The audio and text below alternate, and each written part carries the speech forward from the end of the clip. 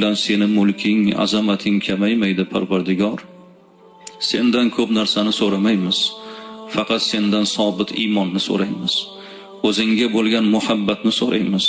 Va bu muhabbatning badaliga sening ham muhabbatingni so'raymiz. Rasulullohga bo'lgan muhabbatni so'raymiz.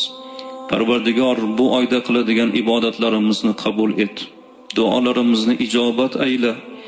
Ramazonga qadar insonmiz, bandangmiz, qulingmiz. Gunoh qildik, xato qildik, isyon qildik, tug'yonga bordik. Parvardigor, o'zing kechirgin.